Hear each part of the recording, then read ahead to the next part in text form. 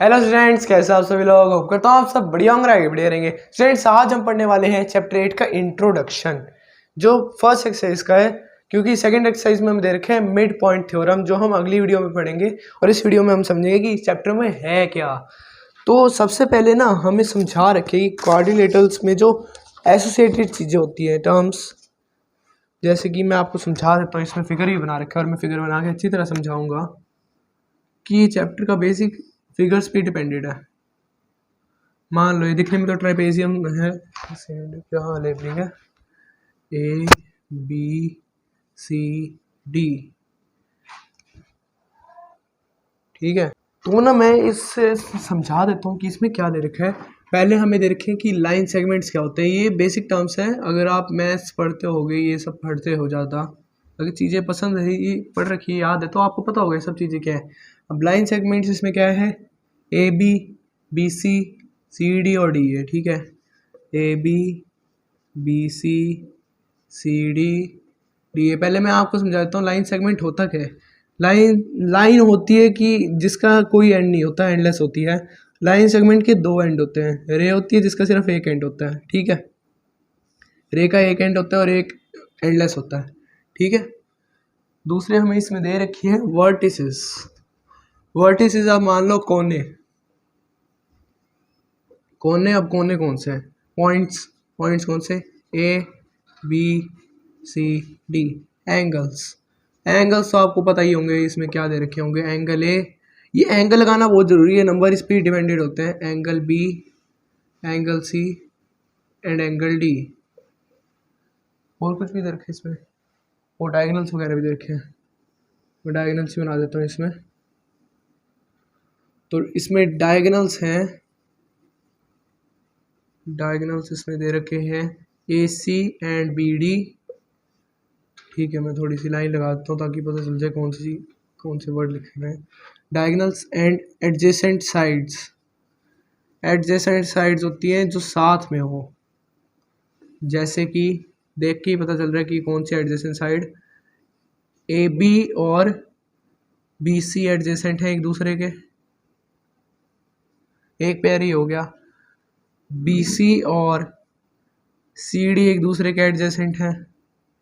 सी D और D एक दूसरे के एडजेसेंट हैं, ठीक है। एडजेसेंट एंगल्स क्या होते हैं, अब सेम चीज़ है, एडजेसेंट एंगल्स सेम होते हैं। एंगल ए एडजेसेंट है एंगल बी के, इनका पेयर एक हो गया। एंगल बी है एडजेसेंट एंगल सी और ए दोनों के एडजेसेंट में है। और ऐसे एंगल सी डी और बी के एडजेसेंट में, डी ए और सी के एडजेसेंट में, ठीक है। पेयर्स बना के दिखा दिए मैंने। और इसमें कौन से दे रखे हैं, अपोजिट एंगल्स भी दे रखे हैं। अपोजिट एंगल्स और एडजेसेंट एंगल्स का इसमें अच्छा रोल प्ले कर रखे है इस चैप्टर में, क्या कि इनके सम और इनकी इक्विवेलेंस दिखा रखी है इस चैप्टर में, जो जरूरी बहुत है। जैसे पहले मैं एडजेसेंट एंगल्स बता चुका हूँ, अपोजिट एंगल्स क्या होते हैं। अपोजिट एंगल्स तो आपको नाम सुन के मेरे हिसाब से समझ आ जाएगी, एक दूसरे के अपोजिट, सामने, उल्टे। जैसे कि ए सी, एंगल ए एंगल सी के अपोजिट है, एंगल बी एंगल डी के अपोजिट है। इसमें कुछ क्वाड्रिलेटरल्स ऐसे होते हैं जिसमें एंगल बी और एंगल डी, एंगल ए और एंगल सी इक्वल होते हैं। और कुछ क्वाड्रिलेटरल्स ऐसे होते हैं जिसमें एडजेसेंट एंगल्स ए बी का सम होगा 180 डिग्री। और सबसे मेन बात इस चैप्टर में, जिसमें सबसे ज़्यादा कंफ्यूजिंग चीज़ है कि ज़्यादातर जो लोग होते हैं लिखते वक्त, जो क्वाड्रिलेटरल्स है, क्वाड्रिलेटरल्स क्या होते हैं। पहली बात, क्वाड्रिलेटरल्स होते हैं, नाम से पता चल रहा है, क्वाड का मतलब ही होता है चार, और इसको चार साइड्स लेटरल, जिसमें चार लेटरल हो, यानी कि चार साइड्स, चार पॉइंट्स वाले, चार पॉइंट्स होते हैं जिनके अंदर।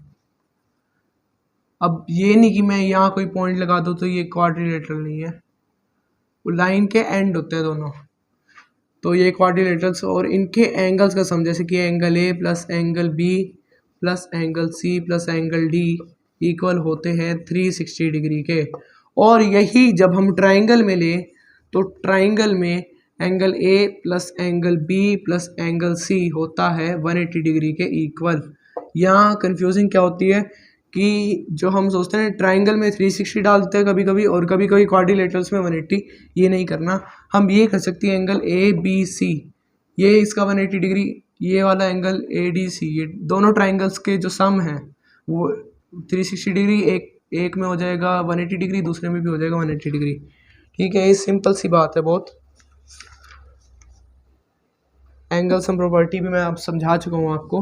6 क्वाड्रिलेटरल्स दे रखे हैं। Types of quadrilaterals. पहला क्वाड्रिलेटरल क्या दे रखे इसमें? ट्रेपेजियम। वाओ, ट्रेपेजियम ना 2 टाइप का होता है, याद रखना हमेशा। एक पहले मैं बना के दिखा देता हूँ।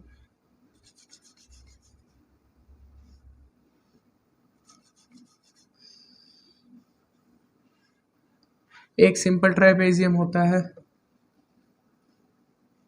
इसका 1 pair of opposite sides parallel होता है, और जो एडजेसेंट एंगल्स है जैसे कि angle A plus angle D equal होता है 180 डिग्री के, साथ ही साथ angle A plus angle B भी होगा 180 डिग्री के इसमें equal, angle B plus angle C भी होगा 180 डिग्री के इक्वल, एंड एंगल नहीं, एक सेकेंड, इसमें वो चीज़ नहीं है, इसमें चेंज है कि ना ट्रेपेजियम में क्या होता है कि जो नीचे के 2 एंगल जैसे कि एंगल ए एंगल बी ये हमेशा ऑब्ट्यूज होंगे, और एंगल डी और एंगल सी अक्यूट होते हैं।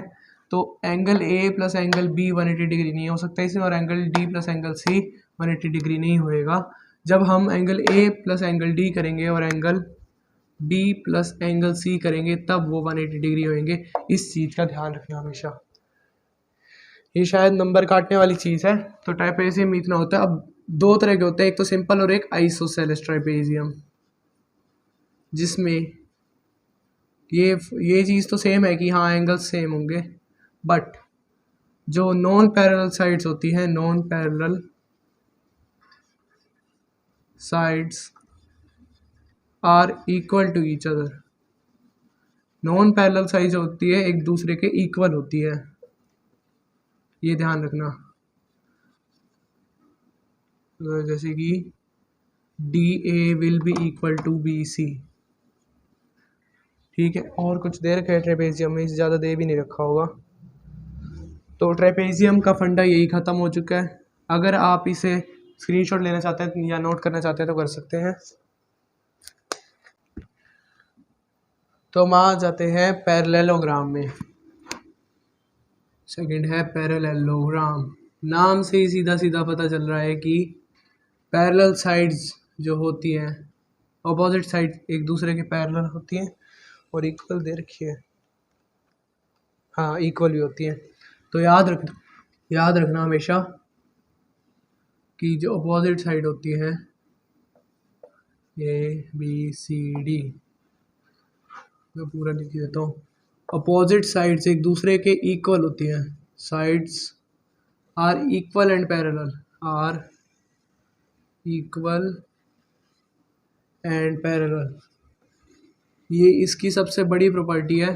पैरेलल का तो आप समझ जाओगे कि पैरेललोग्राम में तो सारी साइड्स पैरेलल होंगी, बट इक्वल का आपको याद रखना पड़ेगा।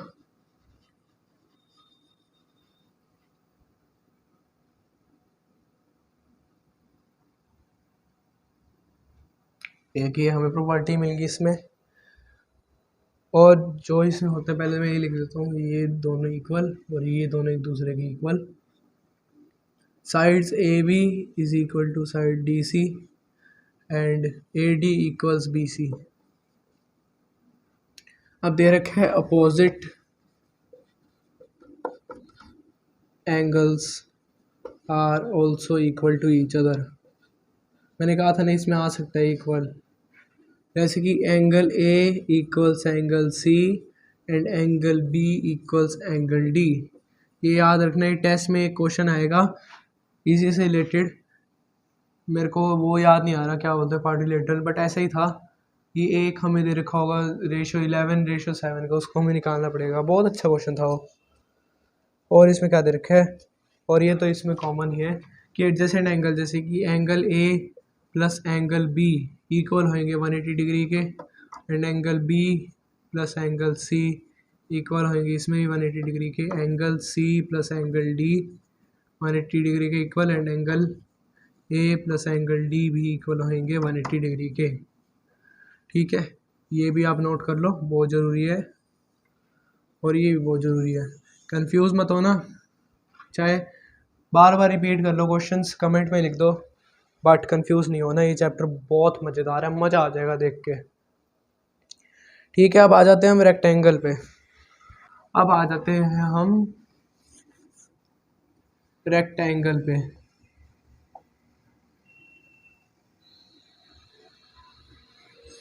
रेक्टेंगल तो बचपन से ही सारे सीखते हुए आ रहे होंगे, जब से क्लास स्टार्ट हुई है, मैथ्स आया है, तो इतना तो सबको पता ही होगा कि A B equals D C, opposite side equal होती है हमेशा, and A D equals B C. हाँ, ये तो पता ही है, ये तो पहले से ही सीख रखा है। और क्या दे रखे, अपोजिट साइड्स आर पैरेलल, ये तो पता है, पैरेलल भी होती है, इक्वल भी होती है। तो लिख देता हूँ नीचे, opposite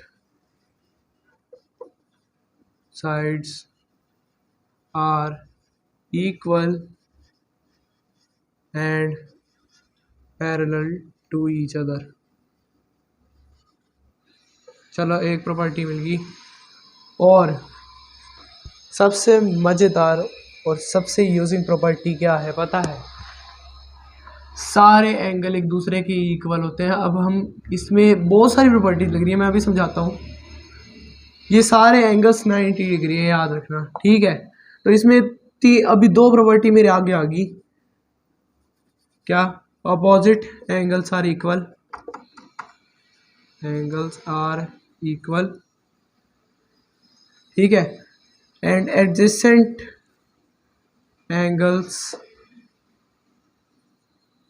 are sum of adjacent angles, sum of adjacent angles are equal to 180 degree.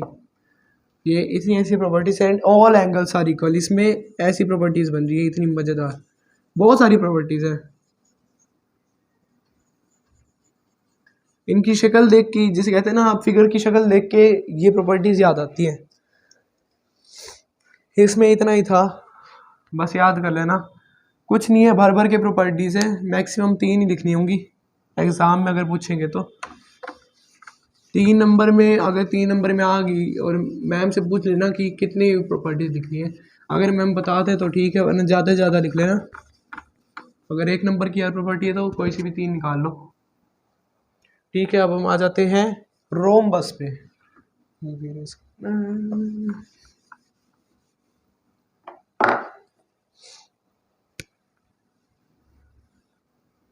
Rhombus ना, बस क्या बताऊँ, ये देख के डायगोनल्स बार बार बहुत याद आते हैं, क्योंकि रोम्बस में होती ही प्रॉपर्टी ज़्यादातर डायगोनल्स की है। तो रोम्बस में दे रखा है कि ये तो मैं देख के ही बता सकता हूँ, ऑल साइड्स आर इक्वल। सबसे पहले तो ऑल साइड्स आर इक्वल,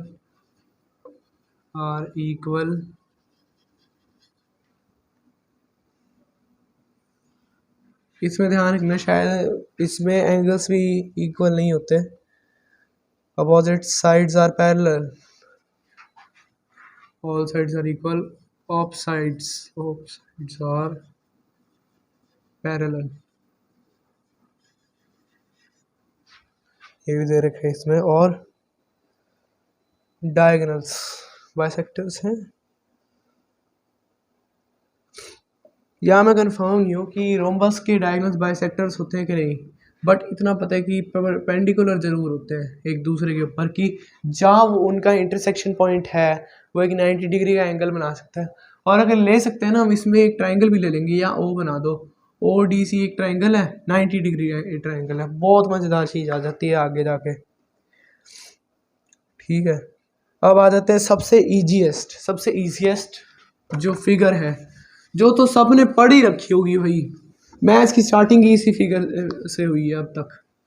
जब भी मैंने फिगर्स का नाम सुना है ये फिगर ज़रूर दिमाग में आता है, जिसका नाम है ग्रेटेस्ट स्क्वायर।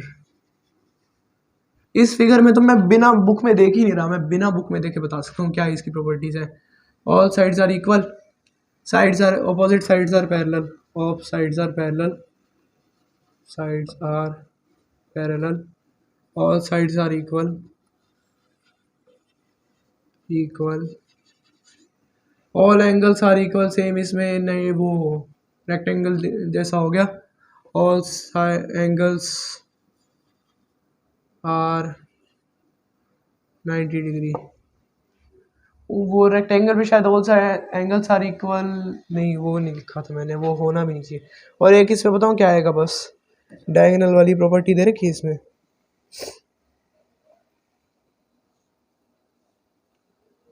नहीं इसमें डायगोनल वाली प्रॉपर्टी नहीं दे रखी, डायगोनल्स भी इसमें शायद इक्वल होते हैं, मैं बता देता हूँ इसमें डायगोनल्स भी इक्वल होते हैं स्क्वायर में, एडजेसेंट साइड्स इक्वल है, अपोजिट साइड्स इक्वल पैरेलल है, बहुत सारी प्रॉपर्टीज बना लोगे आप इससे। Adjacent sides are equal, equal, बहुत सारी प्रॉपर्टीज निकल जाएंगी। स्क्वायर अगर आपके एग्जाम में आ गया ना और 5 नंबर में आ गया, समझ जाओ भाई साहब आप एग्जाम टॉप कर जाओगे, 5 नंबर तो फ्री के फ्री मिलेंगे आपको। काइट में आ जाते हैं, काइट का जो खे है ना, काइट एक ऐसा क्वाड्रिलेटरल है जिसको देखते ही ना ऐसी फीलिंग आती है कि सब क्वाड्रिलेटरल में से जो होता है ना रेयर या बिल्कुल अलग, वो यही क्वाड्रिलेटरल है। इसका फंडा ही बड़ा मजेदार है, मैं आपको समझा देता हूँ। पतंग तो बहुत उड़ाई है मैंने नहीं, मेरे दोस्तों ने, और आपने जरूर उड़ाई होगी। ABCD, ठीक है। इसमें क्या होता है, एडजेसेंट साइड्स इक्वल होती हैं, adjacent sides are equal, are equal, one pair of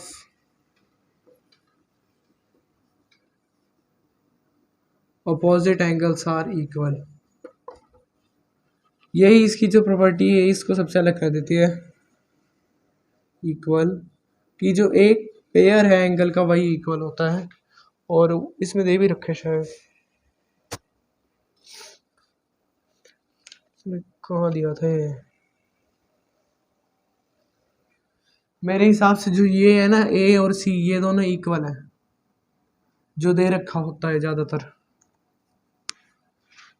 चलो हमारा काइट भी ख़त्म हो गया। अब मैं आपको वो वाली चीज़ समझाऊंगा जो मैंने आपसे बात की थी कि one figure is equal to another, यानी कि रिमार्क कर लेना इसे कि अ स्क्वेयर, नहीं ये तो नहीं लगा सकता, स्क्वेयर, रेक्टेंगल,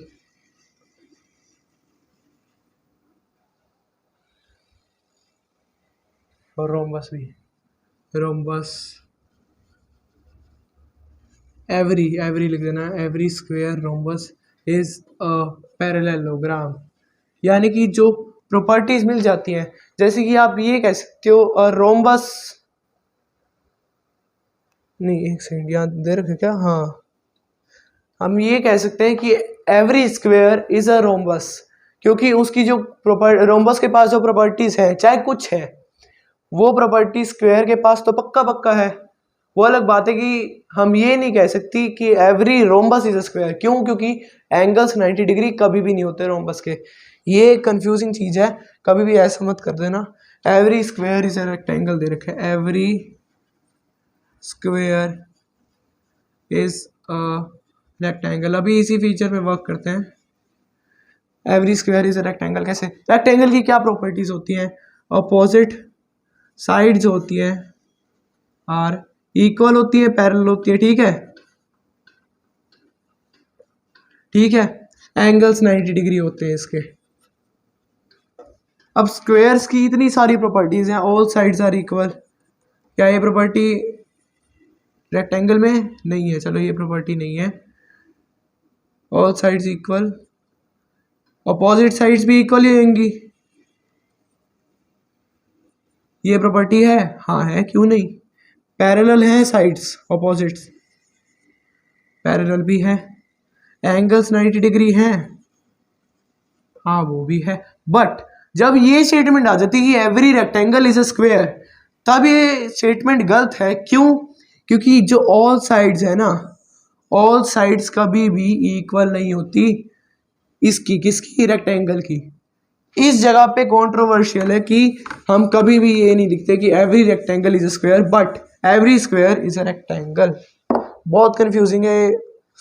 अब मैं आपको लिखवा देता हूँ, every square is a rhombus, every square is a rhombus. जो मैंने अभी आपको समझाया है ना, उसके हिसाब से आप सभी स्टेटमेंट्स को प्रूव कर सकते हो कि ये एग्जाम में भी आ सकता है कि every rhombus is a square.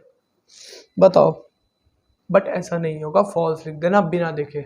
I mean question देख लेना, अपने ऊपर विश्वास करके लिख देना। Every rhombus is a parallelogram, हाँ उस वो भी इक्वल होती है साइड्स, और पैरेलल भी होते हैं।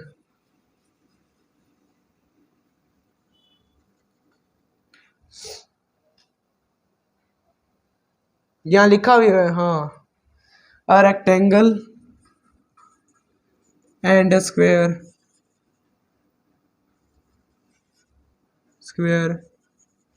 Is not a rhombus. ये लिखा हुआ है, स्टेटमेंट लिखी हुई है, मैं आपको प्रूव भी करके दिखा चुका हूँ ये, ठीक है।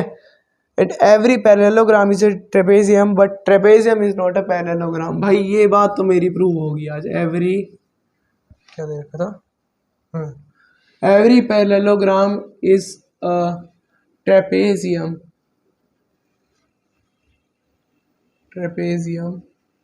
But every trapezium is not a parallelogram। मेरी बात मेरे को बताना ही नहीं है, मेरी बात तो यही प्रूव होगी जो मैंने समझाया था, ठीक है। और आगे क्या दे रखे है, प्रॉपर्टीज दे रखी है सबकी। if each pair of opposite sides of a quadrilateral are equal, then it is a parallelogram।